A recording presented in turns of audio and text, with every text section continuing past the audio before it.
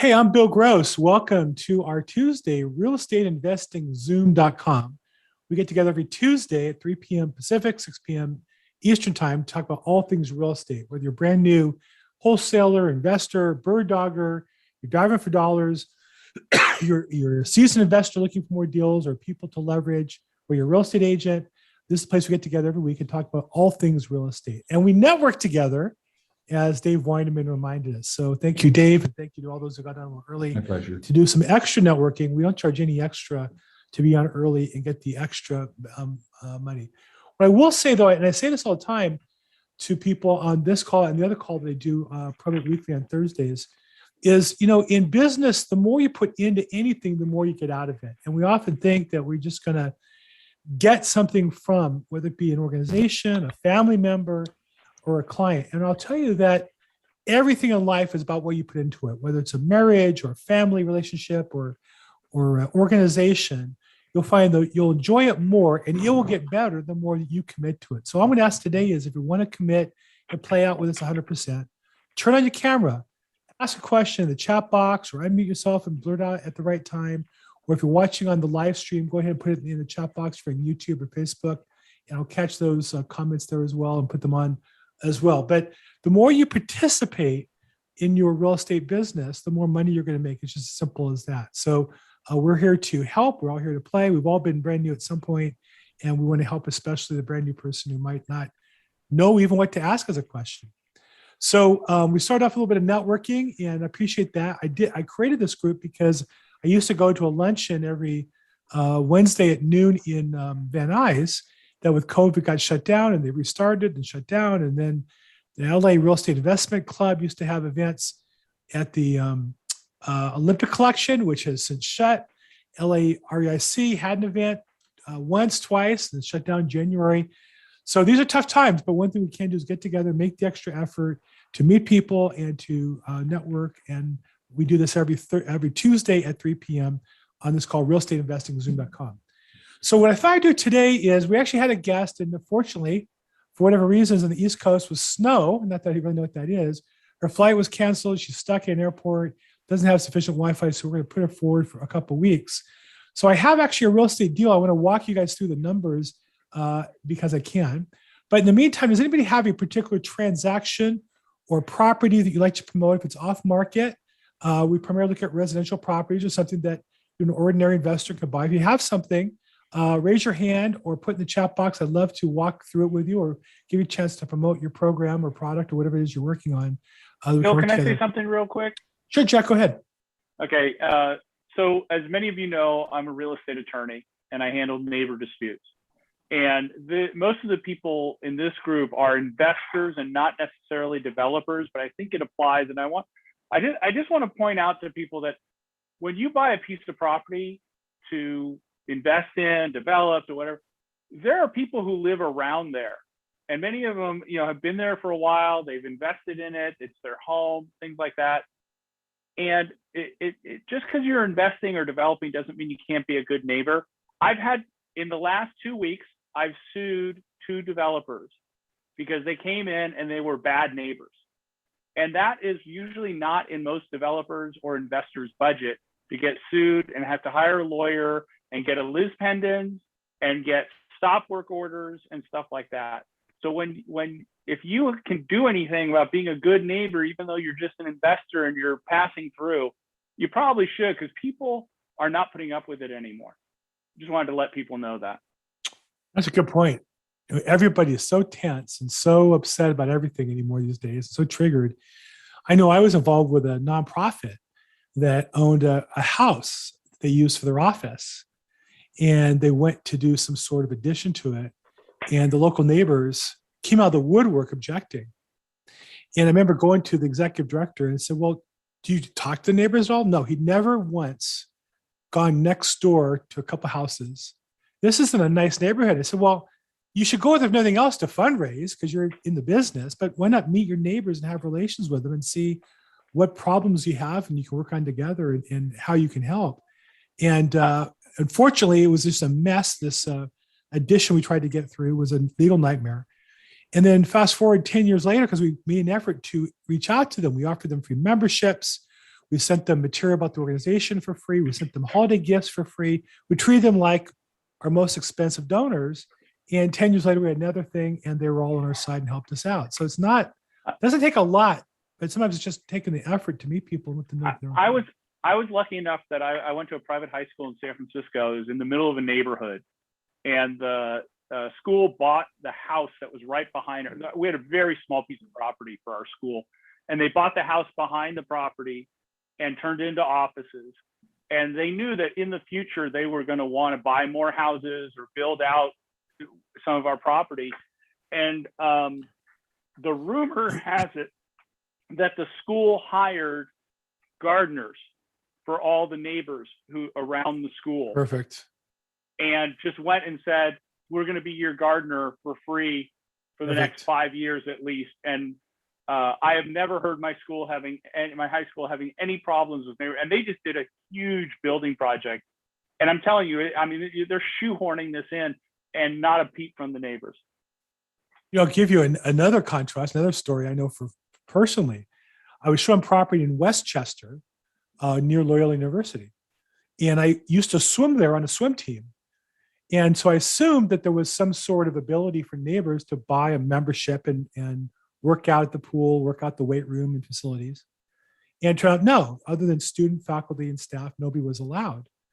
And I thought that was odd because when I was at USC, I know that they allow neighbors to buy really cheap a membership to work out and to use the pool and to use the weight rooms and such. And I also know that neighbors around Loyola hate Loyola University. They hate the parking, they hate the noise, they hate the students live there. USC on the flip side has bought so much property around the university. They also give discounts to their staff to live there. So they've populated the area around them with their staff that they get things done because the neighborhoods tend to like USC versus Loyola Marymount. And that's a big, broad generalization, but it's certainly true that anytime you're involved with real estate development, you should make an effort to find the neighbors, if nothing else, to solicit more business. I was looking at property delivery on Friday where, a wholesaler had a package. He just went next door and those neighbors wanted to sell. He was trying to package it together with the second property worth about $800,000. So good point, Jack. Thank you so much. Jack Lapidus, real estate attorney. I didn't really know what you do. In fact, in my, I'm with EXP Realty, and in our internal chat room, somebody asked for, I guess all the time, for attorneys. And I said, well, what do you need them to do? Because it's a pretty broad range of activity. And they asked real estate. I tried to get a little more specific, but I referred somebody to you I think that I thought would be appropriate for you. So we'll see. Well, it's like when people say, I need a doctor. Exactly. Okay. for an in hole, an out hole, or what? Yeah, we're going to get too graphic here, but yeah, no, that's a good point. And I know for me, I specialize in probate, and there's a world of difference between an estate planning attorney who can help you avoid probate versus a probate attorney who will help you administer routine probates versus a probate litigation attorney who, if you're in probate in a fight with relatives, will represent you and help you, get that fight won for your team. So again, all those are different ways that, you have to find specialists. You want to find the best. You want to make sure you get the right specialty. Alex Camacho, nice to see you, man. Are you in Hawaii or are you here in California? I'm in neither, actually. I'm in Guadalajara, Mexico, at my place down here. But yeah, I'll be back in the States in next week. Hi, Bill. Nice to see you. It's been a while, man. Nice for you to come by and visit the little people, a little welcome home tour to the homies. I was just gonna put in the chat just who I am. So then always like to connect with other people in SoCal and see what everybody's up to. Yeah, good. I would love to catch up with you sometime too about what you're working on in Hawaii and how that's going and what's going on with that. So yeah, we got 3 projects in Hawaii right now, and I think 14 in SoCal. So we're pretty busy. I know you do. I heard all about them actually, so from somebody else. So nice to see you again, man. Yeah, keep it up. Excellent. Okay, so anybody have a particular project you want to pitch real fast? Any wholesale deals you have in a contract or properties you want to flip? If not, I have one. I'd love to walk you guys through and kind of go through some numbers. Let's see real quick. Let me just check the chats. And I think we're clear. Yes, we're clear there. Okay, so I'm going to go ahead today. I want to walk through a property that I came across and just to take a look at how you might look at a potential investment. So this particular property, and here's a property address, 2625 and I don't know how to pronounce it. And literally, I can walk to the street and I drive by it almost daily. Cheriton. So I'll show you where it is. Kind of an odd pocket here between the 10 freeway and Venice Boulevard. This looks more ominous than it is. It's south of the 10 freeway in the Beverlywood area, just south of Beverlywood. And where's the off ramp for Venice Boulevard and Robertson off ramp should be here somewhere. Let's see. Robertson is down here. 405 freeway, Robertson off ramp, and La Cienega on ramp. Kaiser is a big employer, big feature. And so it's south of all that. This area here is really hot, kind of Culver City, Trader Joe's. You have all kinds of building going on here. So really hot area, mixed. So this particular property on Cheriton is a probate sale. And it's coming up for confirmation actually on Wednesday. So it might be too late to participate. But I thought I'd just go through the numbers anyhow. I have a claims looking at it. I don't think she's moving forward on it. If you were interested in buying it, you'd have to come up with a check for 10% tomorrow. But let's walk through the numbers. So the price you'd have to buy this property at today is $1,470,500. So we'll call it the market price and the purchase price. But I thought we'd just kind of walk through cash flow numbers and see how you guys who are investors will look at it and show you kind of the quick reference numbers that I looked at. So I'm assuming you put 30% down. The goal of these kind of properties is you get great financing. You can get this property, I'm thinking, is ideal for either a buy and a BRRRR to buy it and rent it out, keep it long-term, hold, or to house hack, to buy and live in it and basically live in that area for free, where it's an area with a lot of jobs, Google, Amazon, Apple, all building big facilities in the neighborhood. You can almost walk to some of them, Kaiser as well. So if you put 30% down, you're borrowing $1,029,000. Let me make this a little bigger so it's easier to see. Okay. So your amount finance is $1,029,350 and your down payment is $441,150 plus closing costs. Your total investment is about $500,000. Not cheap for $1.5 million property. I put an interest rate of 4%. I think the truth is today, Fannie Mae 30-year fixed rate for 4 units is probably 3.75. So I'm going to change the numbers. And then this is your payment. This is just the interest portion. This is not amortization. Does not include principal.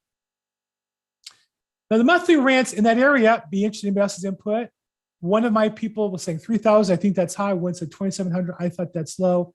All 4 units are being delivered vacant. So I put $2,800 a month as an income figure. And the annual property tax at 1.1%. Separate utilities. You have insurance premium. Get my estimate. I'm using a 5% vacancy factor, 5% maintenance, and 10% property management. Now, if you live there yourself and collect the payments, you are the property manager. So you should at least pay yourself like it's a business. So gross scheduled income, $134,400, less the vacancy. And then I backed out the expenses and I come up with total net operating income, $83,530. After the interest portion, not the principal interest, not the principal, but just the interest portion. So you end up with cash flow $26,325. Positive cash flow for a year, which based on the money you're investing is 5.51% cash flow. And of course, now somebody who gave me this calculator calculates with depreciation and appreciation and so on. But I want to focus on this number here, 5.51%. So question, anybody have any input on these expense figures or income figures?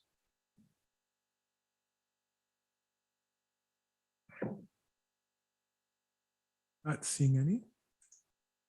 No. Is this common? Is this interesting? Is this unconventional? Give me some feedback. I'm learning. I'm sorry? You went through them real quickly, Okay. so I might be missing a lot here. But 5% maintenance factor sounds low. Okay. Usually I see, I've been using 15%. It doesn't mean I know what I'm doing either. Okay. For a smaller single family house, a larger one, maybe the lower, but it strikes me as high. Property management, 10%, that's probably right. Vacancy rate 5, yeah. I can't comment on the insurance or the taxes. You probably figured out what they're supposed to be. Okay. You're right about that. Okay. So higher maintenance is going to be more conservative. We'll drop the cash flow obviously quite a bit. Yeah, I think 15% maybe is more suitable where you are in the Midwest, where you have snow. I think you have different expenses as a percentage of the property than we have in right, California. right.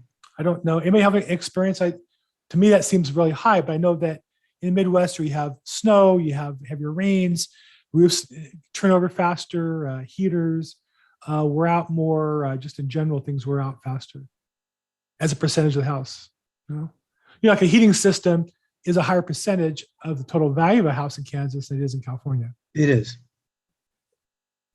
So I'm going to put back, I'll go up to 7% for now, unless somebody else has some input. I appreciate the input. I'm not an expert at it. I've Okay. done a couple. This is the kind of thing that I do. You go back, you look at a number, you fix it, you look at the number, go, well, Yeah, cash on cash under 5%. that's So still a great cash flow. Is this under market? What do you think the property's worth? well, it's worth what a buyer and seller willing to pay for it. I think you could buy this Yeah. property for that price. I think it's available. I didn't know you could buy a single family here and in the This is LA a area This is a 4 had a unit. positive cash flow. This is a 4 unit property. Okay, even all right. I think it's a very high rent area, It is. that particular spot. And this is a probate property, but it's a good condition and being delivered vacant, which is unusual. You usually get properties with 1 or 2 or 3 holdover tenants. Here's a case where we're going to get all 4 tenants out.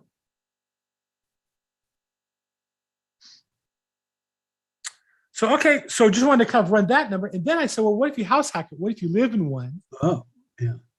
Right? So house hacking, all that means is instead of renting it, and again, you probably get a better rate if it's owner occupied. You might get today, I think 3.25%. Bill, Or I 30 didn't year see fixed. the, Owner occupied. You're gonna live in one of the 4 units. Not really house hack. House hack really is you live in the house and you rent out bedrooms. This is a 4-plex. You live in one and rent out 3. And so what we did was we lowered the rent to 3 units instead of 4. Mhm. Same expense figures, otherwise same rental figures, but you end up cash flowing for the year, making a little bit, $2,640, or basically living for free. That's so good. Very rare. So again, this is where I look through a lot of properties to find one that's worth talking about. This one has its own little challenges. If you're interested in it, you really have to have a cashier's check for 10% and be ready to commit to it tomorrow. We're at the 11th hour on it, so it's not really one to play with, but it's something that someone wanted to buy either to live in or to as an investment. I think it's worth looking at. And I was looking for a property to present, from other people, and I said, well, I'll just show this one. This seems kind of interesting. And does two this one different ways of require any presenting work property. right now, Bill? Not really. I mean, of course, every property could be cleaned up and painted, and you can always refresh it. But it's habited, clean, livable, no major repairs.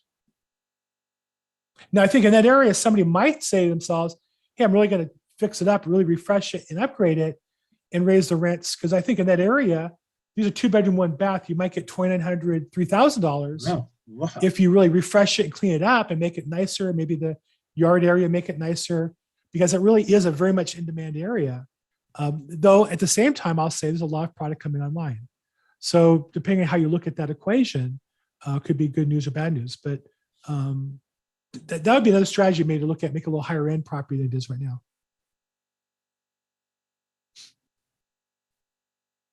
So again, my goal here today was just kind of walk through the numbers and how I look at properties. I'm not buying this myself. I'm not buying in California, I'm buying in Florida, and I'm buying more multifamily. I'm not a landlord, not fix stuff. So it's just not my jam, so to speak. But I have clients that look at these type of properties all the time. Mhm. And if you're interested in these kinds of deals or this particular deal, let me know. I'd be more glad to show it to you. Okay, I see the chat box is lighting up. Justin, okay, fine. Use the whole PI payment. So Scott makes a good point. You think you use a whole principal and interest payment, not just the interest piece, to have a cash on cash return. Yeah, I didn't, somebody gave me this. I've been using it for a while. So his point is rather than just show principal, just the interest cost. But of course, when you pay down your principal, if your interest rate's 3.75%, you're gonna get a return of 3.75% of that money you pay down because you're lowering the cost by that amount. But it's a good point. You have to have the cash available to pay it. So Scott, good point, I would say. Maybe I should add that in and look at it twice. Yeah, if anybody who's interested in a link to this calculator, just send me an email at bill@the LAProbateexpert.com. I'll put it in the chat box, and I'll be glad to send you guys a link to this. Bill, you might just call both those numbers out, cash on cash. Yeah, yeah. Plus principal pay down. Yeah. Yeah. So let me do this. Let me copy link. And this particular link, you have to put your email in, and I'll share it with you so I can see what it is. But good. Cool. Okay. Any other questions on this numbers or anything? Does this look somewhat like what other people do? Is the ballpark? Again, I'm not looking at this to buy this. I'm looking at this more just to analyze quickly as we're showing to customers. My experience is professional investors all have their own calculator. They're going to run it through. So I'm just trying to eyeball it real fast. I didn't go through all the details, Bill, but I think what you're covering with the house hacking strategy, I recommend it to a lot of new investors, because if I could go back, that's one of the first things I would do. Buy the biggest, best fourplex that I could find in the best area that had the most, square footage potential and potential for rent increases and all that, and then eventually just hop onto the next deal, the next one. So I think it's an important strategy that even more people need to be aware of, because it's just temporary and it gets your foot in the door and gives you the landlord experience and just so much upside potential. Well, yeah, to your point, here you're going to have landlord experience with only 3 tenants instead of 4, a little less work. You're living there for free, basically, or the tenants are all paying for basically for you being there. Of course, it's not free because you've invested that money, in this case, almost $500,000. So you have to have that money out, but you don't have any monthly expense as a tenant, and that the house is paying for it. And then when you're ready, you can, of course, rent it out and put that income in your pocket while you go off and buy something else. So we'll finance you buying the next property. Yeah, I think it's great. I think it's a great opportunity. These kind of deals are hard to find, but when you find them, I often hear about investors started with their first property just like this. Okay, good. Well, I like to go through properties like that. Is that helpful? Do you guys enjoy that too? Yeah. Good. Okay. Yeah, That's it was all really helpful. Thank you. Good, thanks. Any other questions about real estate investing in general? What are your plans? What are your goals for the year, and how can we help you? Hey, Christopher DeSille, speaking about my goals and plans. Nice to see you, man. Everybody, how are you, Bill? Christopher came on this call and came on the call a couple of times. The next, he's presenting on a friend of mine's call on multifamily, and I look at that and say, oh my, I want property. And I got in on that deal and we closed it. I don't know if you were on vacation. I closed at the end of last week. So thank you for getting me involved in that.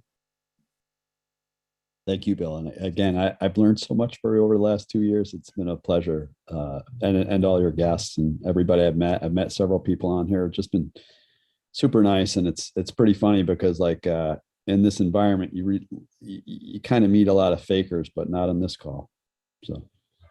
Yeah, I'd say you're right. And I think for me, I try to be transparent. I've often thought about fixing things up differently, but I kind of like saying, well, this is really who I am. So, and if you don't like me, I'm okay with that. It's my daughter's next door, my wife's next door, my grandchild. I'm not looking for. I want to help people, and oftentimes I'll tell people you got to get to work, and they don't hear that. So, but I don't think there's really a shortcut to this process. So, for me personally, I'm not looking to fix the house up. I don't have those skills. I have a very active real estate business, but I do make extra money, and I'm going to put that away and work passively. And Chris represents or raises funds for multifamily properties that are more passive, which really fit in my wheelhouse, where I don't have to. I rely on them to have done the homework and do the work and such. Okay, look at this. Anders, my wife is co-hosting a passive real estate investment meetup for women on January 12th. Well, I guess I can't go unless what if I identify as a woman? Can I go? You're reading my mind, Bill. Well, so here's the thing. It's if men The wanna women go- didn't laugh at that one, by the way. They all gave me dirty looks, Patricia. ahead, sorry. if you want to go, you're probably welcome. Because this is a little bit of a sidetrack, but there was a brewery in Los Angeles that had hosted a female brewers meetup, and a guy called that brewery and said he wanted to participate, and the hostess who answered said it's only for women. And he had recorded that, and he sued them, and he won. So they had to pay $6,000. Well, I can just tell you as a married man, the last thing I want to go to is a woman's meeting. But Am I allowed to say? My wife can't hear that, so I can say that. I'm but recording yeah, this, Bill. Sorry? I'm recording this. She will. Yeah, but hear you're it. not going to turn me in. I know you, Dave. You're married too. You're not going to turn me in. We stick together. We all die with a lie do. together. Don't We go do. there. It's probably easier for women right now to get into this market than for men. Yeah, I think both. I mean, for women, there's more women's programs and councils and support groups. Real estate sales has always been dominated by numbers by women, but now there's more support staff. But I just see overall, there has never been a better time to make money in real estate in my career since 1986, 36 years. There has never been a better time to make money than right now. There's more money floating around everywhere. There's more transitions. There's more uncertainty. So if you're certain about something, that's what people are looking for. They're looking for certainty. They have money now. They want to be certain there's a return in the future. They have a job now, but they're uncertain about their income sources. They want to invest or change their business. There's never been a better opportunity to get in real estate. And I've said that for the last year and a half. It's been true since COVID hit. It's just been an amazing opportunity. And I'm here to help.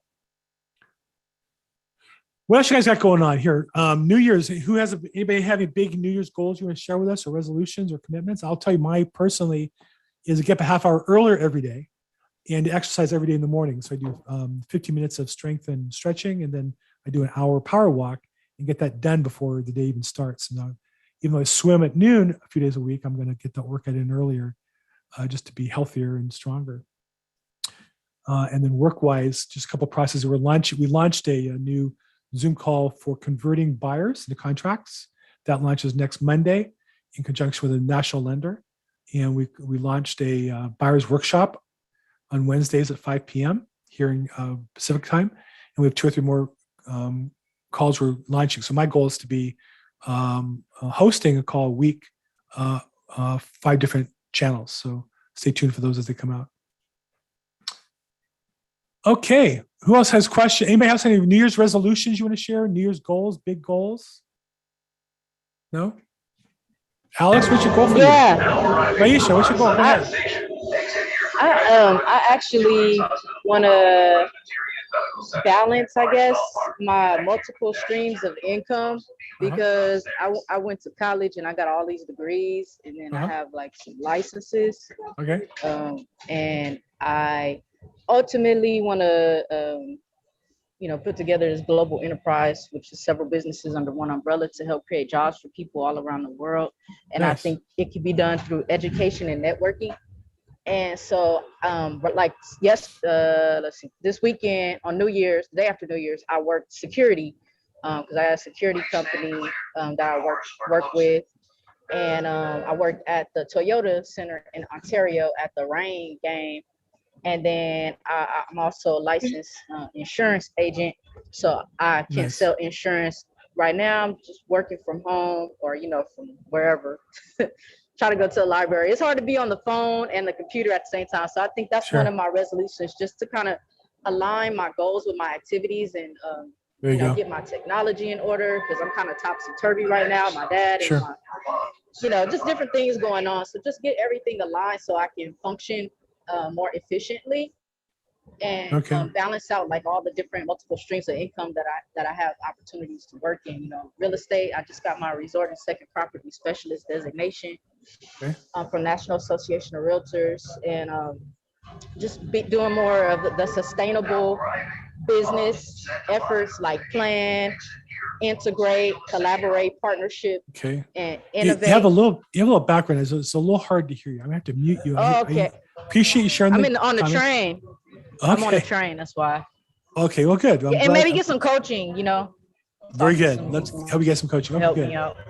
Okay, good. So Maisha's got a lot going on there, and she posts some opportunities during the week. So check the chat box out. We got a couple good. It's a goal from I saw one there. I love Scott to buy 2 Airbnb by the end of March 2003. I love that goal.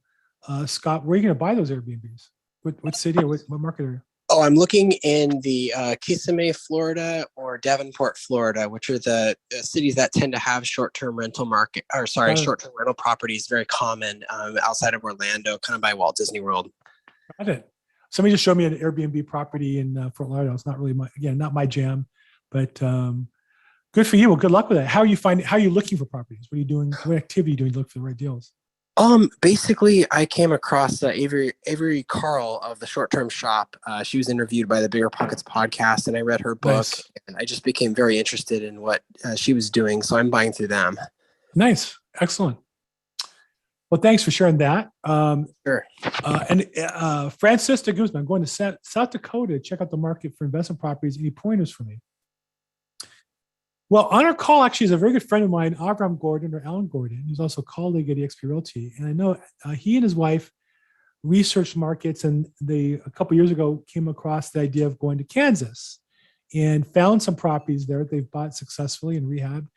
Are you want to share kind of to Francis, if you were going to start again and look in South Dakota, what would your first couple of steps be to find suitable properties to invest in South Dakota? Once I made the decision that I'm going to South Dakota. Yeah. I'm on the spot here, everybody. Yeah, you are. I hadn't thought about that. What we did was we bought a lot of data, looked at heat maps where prices are high, where there's low, where there's a lot of sales. And everybody has their own market of what we can afford. We were not a high-end player. So we were looking for low-end housing in areas that we felt near nicer areas. That maybe its time just hadn't quite come yet. And one property we did real well on. One property, it went up actually slower, I think, than the rest of the market did. That neighborhood, it kind of jumped up just before we got there. By the time we got there, probably the best of it petered off. In the third market, I liked the property because I got it at a good price, but it turned out as a surprise that zip code went up higher than most of the ones in the city, and that was actually on the really lowest end of the market. It just shows you never know. What did you use for data? So one of the programs I liked, it's expensive and you can't stand it too long. The guy does a lot of fancy stuff. He calls it Housing Alerts. And he publishes a lot of different data by state, by city, by MSA, by zip code, and even in some cases, census tract. It's color coded. So he had a pretty fancy analysis that I didn't really pay a lot of attention to, but I just liked his display of the information. It was very easy to see and move around the map and learn the area. So what we did was we printed the maps, and then we got in our car, we targeted what we wanted to see, we got our car and drove around. So we got familiar with the neighborhood. We don't look at every area in the city. We have a few areas we look at. And what specific, this is in Los Angeles, Actually, Kansas City. Kansas City? The reason why we selected Kansas City, it wouldn't be everybody, it wasn't the best in any one thing, but it met a lot of our goals. We thought that East and West Coast was probably priced pretty high for us. Maybe it capped out, maybe it wasn't, but we knew we really couldn't afford it. We could afford the Midwest. So we looked at cities in the Midwest that were doing well, and Kansas City was doing well. How long? The house we bought for $20,000, we sold it for $80,000. How long did you hold the property? It took me a lot longer. It was basically we flipped it, we rehabbed it, sold it. But in the middle, my contractor got sick, and it was going to be really expensive for me to change contractors. So I wrote it out with him, and it took us a lot longer to finish the property than it should have. But the value of the property went up in the meantime, so we made out on it. And were you able to resell the property? Yeah, basically we bought it for 20. We put about 40 into it, but brought our total cost to 60. We sold it for 80. So That's- I'm sorry, I'm having trouble hearing you. How much did you end up making on the, what was your net profit? Out of the 20, probably 5,000 went to selling costs and so forth. So we made 15,000 out of the selling price of 80. That was after taxes and depreciation and everything, or it was after Well, everything? we sold it off at the end of the year. There wasn't anything to depreciate. You know, it was a rehab. 15,000, huh? Yeah, that one worked out pretty well. The next house, as long as you're asking, the next one we got was a duplex that was more or less functioning. This wasn't a rehab, and we had to put some money into it. It was near a couple of universities. We thought it'd be an area that would go up, and forgot this year it hadn't. In Kansas City, the lowest price areas went up the most because the dynamic there, it's too expensive to build a house. So nobody can afford to build low-end housing there. So low-end housing is being filled by rehabbing really beat up stuff. That's the only way to get that kind of product in the market. How much did you put in? How much did you put into it with the contractor? Well, the first guy was, like I say, 20, 40, and 60. The second, we bought it for 140. We put 20 into it, which brought it to 160. But that was really a lot of maintenance, CapEx kind of improvements. We didn't change the nature of it. The price went up in that year from 160 to 195. And then a third house we bought, which was a rehab, we bought it at 32, and we thought we would sell it for 130. We thought the numbers would be 32, about another 65 to bring it to a total a little bit over 100,000, and we thought we'd sell it for 130. Our cost unexpectedly went up. Looks like about $30,000. The value of the property went up about $40,000. So things surprised us. And how long did you hold the property? And I'm still working on it. It's not. You're still working on it. Completed yet. I see. Sounds complicated. Well, they're moving targets. We found out. Keep in mind, these are his first investments, right? So he started real estate investing in a new market, and despite some challenges or maybe even mistakes, he still made some money, maybe not as much as he'd like to have when he set out, but made some money. I keep hawking on him to come on as a guest and walk through these deals individually and really break down the numbers. I think I'd find them fascinating to go through. I like that stuff. I'd be glad to next week. Yeah. If you Okay. want Well, to. let's book that in the calendar then. You and I will talk. You'll tell me what's Yeah. interesting, and then I'll do it. Yeah. Great. Okay, good. Other questions, comments regarding, Sinead Davis, hands up. Hey, how are you doing today? Doing great. How are you? I'm good. I had a question. Okay, so if a property is in, let's say the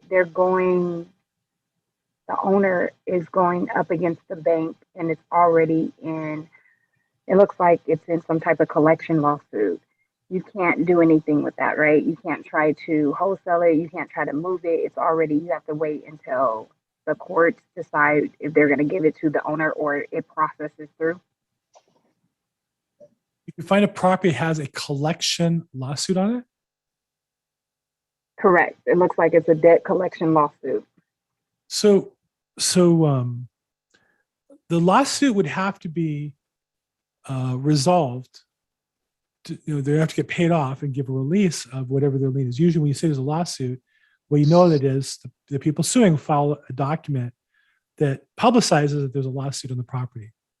Taking a hold or place in line as the lien, called solus pendens. And you can't sell the house without paying them off. So if they're suing for $100,000, the seller will either have to agree to pay them off $100,000 and close escrow, which they can do. They can pay in full what's owed, or oftentimes you can negotiate with a collection because maybe this is somebody who's had this lawsuit for years, and they don't think they'll ever see their 100,000, but they would take 10,000 cash. So it depends. If people make a living buying these notes, negotiating them down, you could call that a short sale in some regards. So it depends on the particular case. They're all a little different, and the laws vary by state and the procedures by county. So I don't think there's any hard fast rule. Each property is different. Shanae, are you a real estate agent or investor? No, well, I do wholesaling. I wanted to get into short selling, but I couldn't find like the right people to like, everybody's like kind of weird with that. But anyways, but I do really, I wanted, what do you call it? I'm waiting to take my test for the state to be a real estate agent. So but for now, you're maybe you found this property as a wholesaler. You're not listing it. You're not an agent looking to sell it, but you're looking to make some money on it. And what state is the property in? it's in California, and it looks like the person that is filing the debt lawsuit is Discover Bank. Sorry, is who? Discover Bank. Got it. So, I'd say find somebody that you trust that can help you, either a mentor in wholesaling or an agent. I'd be glad to help you look at the property, pull up the title. I find these problems are how I get paid. A lot of realtors kind of give up on these deals and wholesalers, but if you solve the problem, then you get paid. And my clients are attorneys who represent some of these debtors or creditors. And so sometimes I'll look at the lawsuit, I'll recognize the attorney, I'll call them up and say, hey, I see this property. You guys have a lawsuit, you're looking for 100,000. What might you take to close it? So if I can help you, Shanae, reach out to me. I'd be more glad to walk you through it if I can see if I can help you. Great. That sounds great. Okay. Okay, good. I went to your website one time and I tried to book a consultation with you, but I couldn't figure out. I didn't see where I could do that. So. Oh, it's not that hard, I hope. I don't know. I went through Instagram, so I found you on. I went through Instagram. I have gone. I think I'm on Instagram because my daughter makes me go on Instagram. I don't think I really would. I'll put a chat box and a note if you want to make a phone call with me. Just click on that, or you can call me 310-210-0008. I don't get that many random phone calls, so it bothers me. So you can call me or set a time, but my number is 310-210-0008. Good. What else? Yitzhak was asking, Abraham, is your property, what area of Kansas City are you in? Are you in Casey, Missouri or Kansas City, Kansas? I know the answer is Kansas City, Kansas. Kansas City, Missouri. I think you're Kansas City, Kansas. We spent a lot of time in Kansas City, Kansas. We actually made some friends there. We got out there. I know that. To a hotel. All of a sudden, we got a few friends. We hanging around.